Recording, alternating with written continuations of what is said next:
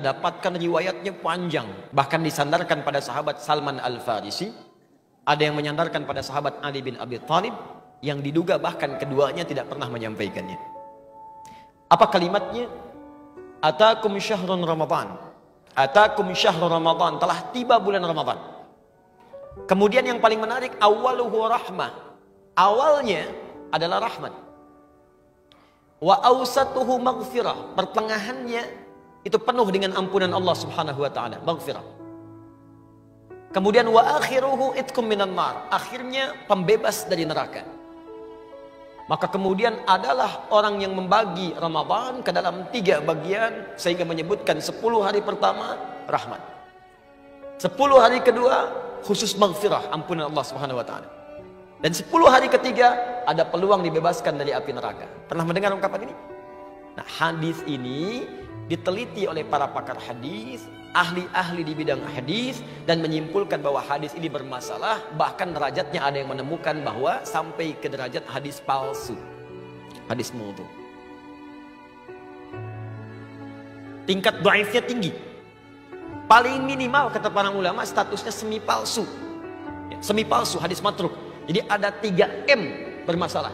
Kalau ada satu di antara 3 ini, maka hadisnya cenderung ditolak oleh para ulama. M yang pertama disebut dengan mungkar, hadis yang diriwayatkan oleh orang yang tertuduh seringkali berbuat maksiat. Dia meriwayatkan hadis tapi terlihat suka berbuat salah. Ada yang mabuk, ada yang berselisih, maka hadisnya diingkari oleh para ulama. Ada yang kedua disebut dengan matruk namanya. Matruk, bukan sekedar diingkari, ditinggalkan. Ditinggalkan. Nah, orang ini seringkali berbicara dusta sehingga tidak bisa dibedakan mana dusta, mana hadis yang keluar dari lisannya. Dan yang ketiga ini yang paling tinggi disebut dengan maudhu'. M yang ketiga, maudhu', yaitu hadis yang sengaja dipalsukan dan diatasnamakan pada Nabi sallallahu alaihi wasallam. Di antara golongan hadis maudhu', bahkan minimal matruk, adalah hadis yang menyebutkan awal pertama Ramadan rahmat, pertengahannya maghfirah, dan ujungnya pembebas dari neraka. Apa indikasinya? Satu, ini bertentangan langsung dengan hadis-hadis Nabi yang lain, yaitu yang sahih.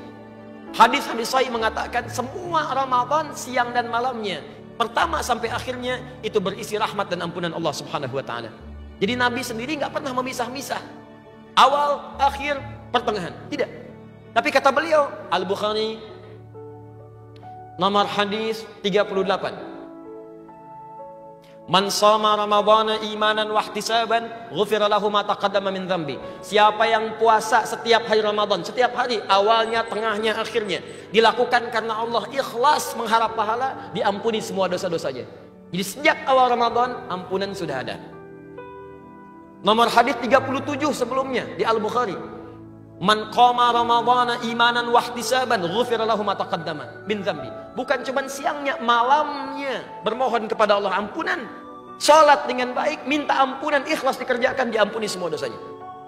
Ini menandakan hadis yang dimaksudkan bertentangan dengan hadis-hadis Nabi sallallahu alaihi wasallam. Jelas di sini? Nah, ada banyak hadis yang bermasalah lagi, tapi sebelum kita tampilkan, barangkali ada yang ingin bertanya atau berdiskusi, atau mungkin pernah mendapatkan hadis ingin Anda tanyakan dan kita bahas statusnya. Baik, siap insyaallah? Nah, silakan. Yang mau saya tanyakan Ustaz, apa benar menjalankan ibadah umroh di bulan Ramadan pahalanya senilai haji Ustaz? Baik. Jazakumullah khair. Allah yubarik fik. Ya, kita lihat hadisnya. Ada seseorang, ini riwayatnya hampir di setiap kitab-kitab hadis yang mu'tamad, yang sahih, yang dipercaya. Ada seorang yang ditanya oleh Nabi, kenapa kamu tidak berhaji tahun ini? Kata orang ini, ya Rasulullah, saya nggak punya kemampuan berhaji. Sebab yang pertama ada yang mengatakan, ada yang saya rawat di rumah, saya nggak bisa tinggalkan. Yang kedua riwayat mengatakan, ya Rasulullah, saya punya kesibukan di bulan-bulan ini, nggak bisa saya tinggalkan. Kata Nabi, kalau tak mampu kamu berhaji di bulan-bulan haji, maka berangkatlah umrah di bulan Ramadan, karena pahalanya senilai dengan haji. Pahalanya senilai dengan haji. Bukan dia sudah haji. Oh, jangan salah menyimpulkan. Jangan karena Anda nunggu kuota lama-lama, kita haji aja di bulan Ramadan yuk. Itu salah menyimpulkan. Ya. Jadi tidak ada haji di bulan Ramadan, yang ada pahalanya senilai haji. Kenapa pahalanya dinilai berlipat senilai haji? Karena perjuangan orang umrah di Ramadan, itu perjuangannya lebih daripada biasa. Persis seperti orang haji berjuang. Coba lihat orang haji berjuang. Fisiknya Ya, dari mulai wukuf ke Muzdalifah cari batu, sampai lontar, sampai jalan begitu panjang, fisiknya terkuras. Maka persis seperti orang puasa kemudian umrah. Dari mulai tawaf, dia kemudian naik turun sa'i, sampai semua dikerjakan dalam keadaan menahan lapar dan haus. Maka itu yang melipat gandakan pahalanya. Allah Ta'ala alam bisawab. Ada yang lain? Assalamualaikum warahmatullahi wabarakatuh. Waalaikumsalam warahmatullahi wabarakatuh. Ustadz, mungkin ini agak tidak terlalu berkaitan secara langsung dengan hadis, tapi berkaitan dengan puasa dan membersihkan hati. Baik. Bulan Ramadan itu kan memang bulan yang penuh berkah dan kita memang saatnya kita buat membersihkan hati gitu. Nah, sebelum memasukinya aja kalau bisa kita saling memaafkan satu sama lain gitu. Bagaimana Ustadz apabila kita kan manusia biasa, kita punya rasa kecewa, punya rasa sakit hati yang kadang-kadang susah buat kita hapuskan gitu. Bagaimana supaya kita bisa menjadi orang yang ikhlas, bisa melupakan, bisa memaafkan, karena kan kodratnya manusia pasti gampang lah buat sakit hati, marah dan sebagainya. Itu aja pertanyaan Ustaz. Bagus pertanyaan. Dan apa yang Anda sampaikan kisahnya pernah terjadi di masa lalu. Sehingga Allah menawarkan satu tawaran spesial kalau dia bisa mengikhlaskan semua perasaan yang dirasakan. Maka turunlah Quran surah ketiga Ali Imran ayat 133 sampai 134. Paling kanan sebelah atas di mushaf. Perhatikan kalimatnya. Wasari'u ila maghfirah. Wasari'u ila maghfirati min rabbikum. Bergegaslah Anda mengevaluasi diri, mohon ampunan kepada Rabbmu. Koreksi, banyak yang salah dalam hidup. Wa jannatin arduha as-samawati wal ardu uiddat lil muttaqin. Dan bermohonlah, berharap, bercita-cita mendapatkan anugerah surga seluas langit dan bumi.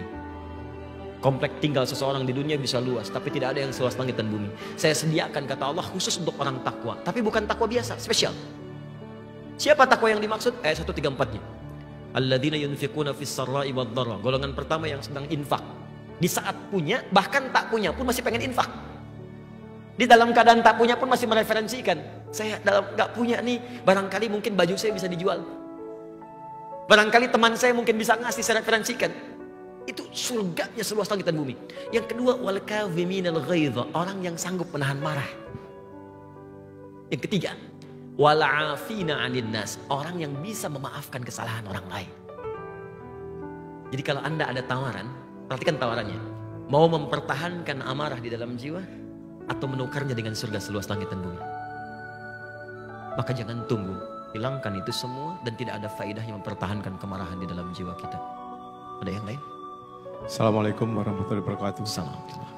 Ada hadis yang mengatakan bahwa seorang yang berpuasa itu bau mulutnya lebih harum dari minyak kasturi. Masya Allah. Memandang ini bagaimana? Hakikatnya Baik. Itu ada di kitabnya Imam Al-Bukhari, di Kitabus Siyam, nomor hadis yang pertama, posisinya paling kanan sebelah bawah. Ya. Redaksinya, la khulufu famis shaimi atyabu. Awas, yaumal qiyamati min rihil miski. Sungguh bau mulut orang yang puasa itu nilainya lebih harum di sisi Allah pada hari kiamat dibandingkan dengan minyak kasturi. Kasturi itu kalau di Arab minyak yang paling wangi. Orang mengatakan baru dibuka belum dipakai udah wangi gitu. Ini ada orang yang bau mulutnya lebih wangi dibandingkan minyak kasturi. Siapa itu? Adalah bau mulutnya orang yang puasa. Tapi apa yang dimaksud di hadis itu? Apakah diartikan jangan pernah sikat gigi? Yang dimaksud hadis ini adalah, kata para pakar hadis, yang dimaksud adalah makna majazi. Karena orang puasa itu menjaga lisannya dari perbuatan maksiat. Dia tidak bergibah, dia tidak mencela orang, dia tidak menghina orang, dia tidak berbuat yang kotor. Nah, semua nilai itu wangi di sisi Allah karena mendatangkan pahala.